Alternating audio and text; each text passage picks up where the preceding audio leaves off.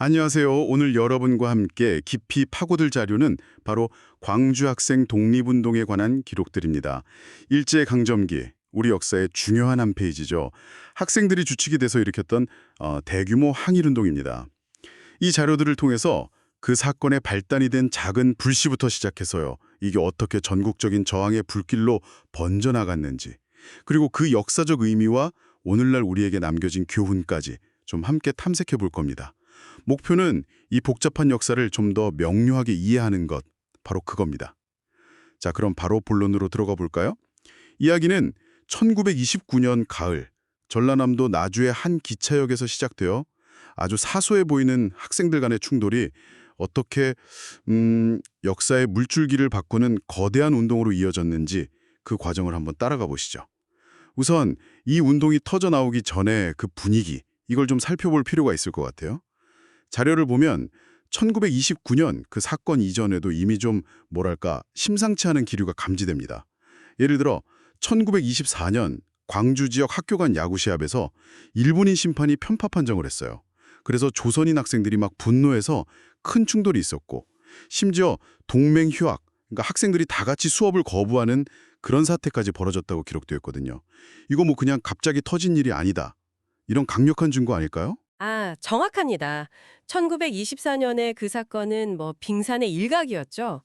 당시 학생들이 처했던 현실 자체가 이미 폭발 직전의 상태였다, 이렇게 봐야 합니다.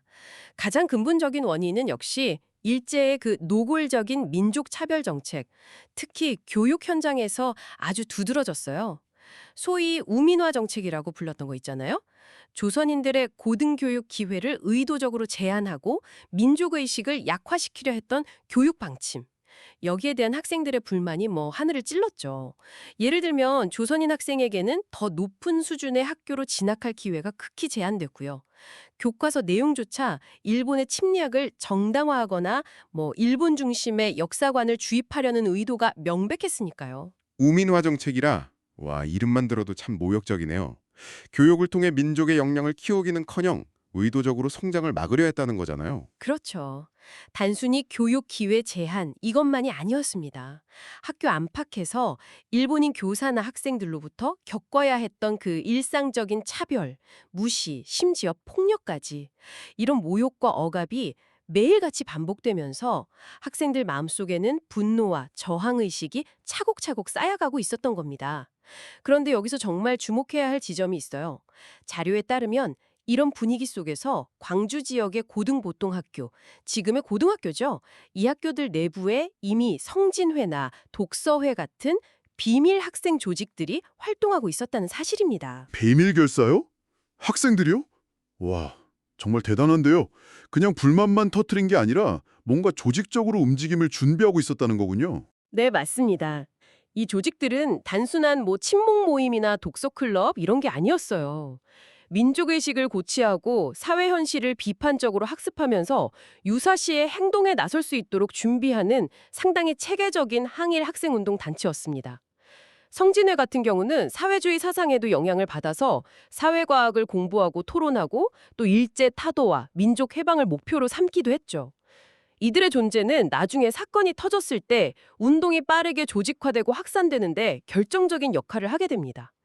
이 숨겨진 동력, 이게 바로 광주 학생 독립운동을 이해하는 핵심 열쇠 중 하나라고 할 수 있습니다. 그렇군요. 억압 속에서도 학생들이 비밀리에 이런 조직을 만들고 활동했다니, 그 자체로도 놀라운 일입니다. 그런 예열된 상태에서 마침내 불을 붙인 사건이 발생한 거네요. 1929년 10월 30일, 나주역 사건 말이죠. 네, 바로 그날입니다. 광주에서 나주로 통합하던 기차에서 사건이 벌어져요. 기차가 나주열이 도착하고 학생들이 내릴 때 그 후쿠다 슈조를 비롯한 일본인 중학생들이 먼저 내리려던 조선인 여학생 박기옥, 이광춘 학생 등의 댕기머리를 잡아당기면서 희롱하고 모욕적인 말을 내뱉었어요. 이걸 목격한 박기옥 학생의 사촌동생, 광주고부 학생이었던 박준채 학생이 참지 못하고 항의하면서 일본 학생들과 격렬한 싸움이 벌어진 겁니다. 아니, 기차에서 내리는 여학생의 댕기머리를 잡아당기며 희롱했다고요? 그것도 여러 명이서? 정말 어떻게 그런 짓을. 너무 비겁하고 치졸하네요. 그런데 싸움이 벌어졌을 때 상황이 더 악화되었다면서요. 문제는 그 이후의 처리 과정이었죠. 당시 현장에 출동했던 일본인 경찰은 뭐 싸움의 경위나 잘잘못 이런 걸 따지지도 않고 일방적으로 일본 학생들 편을 들었습니다. 심지어 박준치 학생을 비롯한 조선인 학생들에게만 폭력을 행사하고 꾸짖었다고 기록되어 있어요. 이 명백한 편파 수사, 그리고 민족차별적인 태도, 이게 학생들의 분노에 그야말로 기름을 부은 격이었습니다.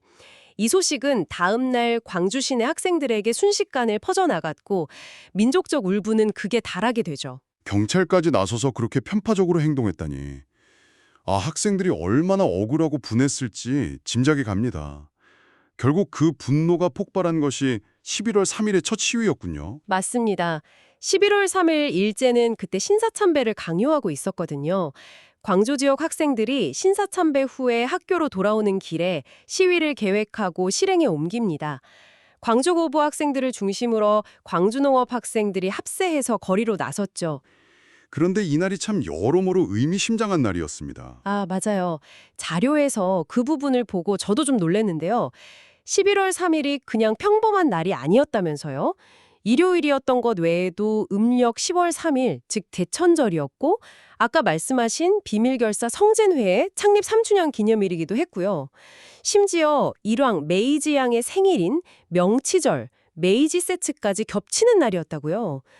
이건 정말 우연이라고 하기엔 너무 극적인데요. 그렇죠. 학생들이 뭐 의도적으로 이날을 택했는지 아니면 여러 기념일이 겹친 상황을 활용했는지는 명확하지는 않아요. 하지만 결과적으로 이 날짜가 갖는 상징성, 이게 시위의 의미를 더욱 부각시키는 효과를 가져왔습니다. 민족의 시조를 기리는 달, 개천절, 학생운동 조직의 기념일, 그리고 식민통치자의 생일이 한날에 겹친다는 것 자체가 참 아이러니하면서도 그 저항의 의지를 극명하게 보여주는 배경이 된 거죠. 학생들은 거리로 나와서 조선 독립 만세, 식민지 노예교육 탈폐하라, 일본 제국주의 타도 이런 구호들을 외치면서 격렬하게 시위를 벌였습니다. 구호만 들어도 당시 학생들에게 결연한 의지가 느껴집니다. 그런데 이 첫 시위가 끝이 아니었죠. 네, 오히려 시작에 불과했습니다. 이 첫 시위는 일본 경찰의 강경 진압으로 많은 학생들이 체포되면서 일단락됐지만 학생들의 저항 의지는 꺾이지 않았어요. 오히려 더 큰 규모의 시위를 준비하는 계기가 되었죠. 그리고 11월 12일 더 많은 학생들이 참여한 제2차 대규모 가두 시위가 벌어집니다. 이번에는 광주고보, 광주농업학교뿐만 아니라 광주사범학교, 광주여자고등보통학교 학생들까지 합세해서 연합시위를 전개했습니다. 여학생들까지 거리로 나섰군요. 나주역 사건의 피해자도 여학생이었으니 여학생들의 분노와 참여 의지도 상당했겠네요. 물론입니다. 여학생들은 단순히 피해자로서 머무르지 않고 시위의 주체로서 당당히 참여했습니다. 조선 여학생 만세 같은 구호도 등장했고요. 이 2차 시위는 1차 때보다 훨씬 더 조직적이고 격렬했습니다. 학생들은 미리 준비한 항일 경문과 전단을 뿌리면서 거리를 행진했고 시내 곳곳에서 일본 경찰 및 일본인 학생들과 충돌하면서 많은 부상자와 체포자가 발생했습니다. 하지만 여기서 정말 중요한 점은 이 운동이 광주라는 한 지역의 울분을 넘어서 전국으로 퍼져나갔다는 사실입니다. 자료에 따르면 1929년 말부터 다음 해인 1930년 5월까지 서울, 당시 경성이죠. 서울을 비롯해서 평양, 대구, 부산, 개성, 함흥 등등 전국 거의 모든 주요 도시로 이 항일 시위와 동맹 효학이 확산되었다고 하죠. 참여한 학교 수가 무려 194개교, 학생 수는 5만 4천여 명에 달했다고 추산된다고요. 그렇습니다. 5만 4천여 명이라는 숫자는 당시 조선 전체 학생 수를 고려하면 이건 뭐 엄청난 규모입니다. 거의 전국의 중등학교 학생들이 이 운동에 어떤 형태로든 연루되거나 영향을 받았다고 볼 수 있을 정도죠. 그래서 3.1운동 이후 최대 규모의 항일 민족운동이라는 평가가 나오는 이유입니다. 5만 4천 명. 와, 정말 입이 벌어지는 숫자인데요. 그런데 궁금한 점이 생깁니다.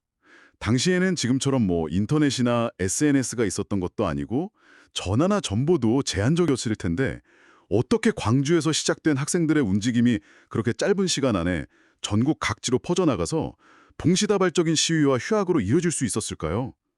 단순히 신문 기사만으로는 이런 조직적인 움직임이 가능했을 것 같지 않은데요.